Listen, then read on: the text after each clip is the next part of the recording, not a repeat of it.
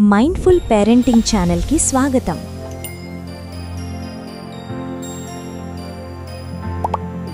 పిల్లలతో ఎలా మాట్లాడితే వాళ్ళు నిజంగా మారుతారు? మీ మాటలు మీ పిల్లల మనసును తీర్చేస్తాయా లేక భయపెడతాయా? ఈ చిన్న కథ మీ ఆలోచనను మార్చేస్తుంది. ఒకరోజు బస్టాపు వద్ద ఇద్దరు అమ్మలు తమ పిల్లలతో కలిసి స్కూల్ బస్ కోసం వేచి ఉన్నారు.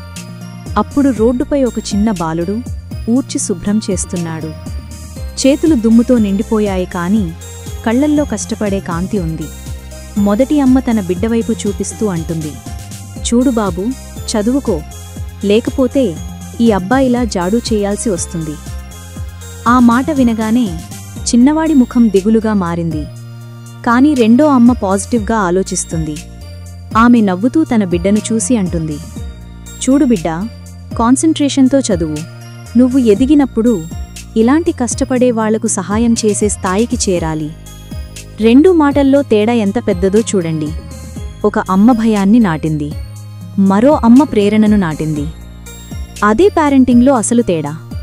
పిల్లలు మన మాటల్ని మాత్రమే కాదు, మాటల వెనుక ఉన్న భావాన్ని కూడా గ్రహిస్తారు.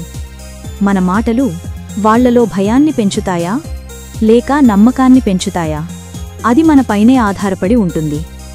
నెగటివ్ మాటలు పిల్లల్లో భయాన్ని, నిరుత్సాహాన్ని పెంచుతాయి. పాజిటివ్ మాటలు ఆశను, దిశను చూపిస్తాయి. మన మాటలు పిల్లల మనసును తీర్చే శక్తి కలిగినవి.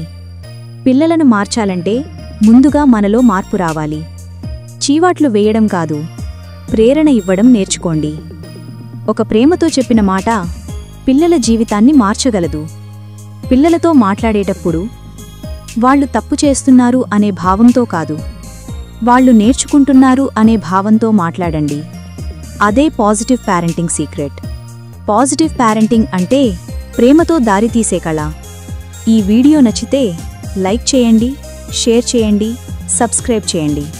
Thanks for watching.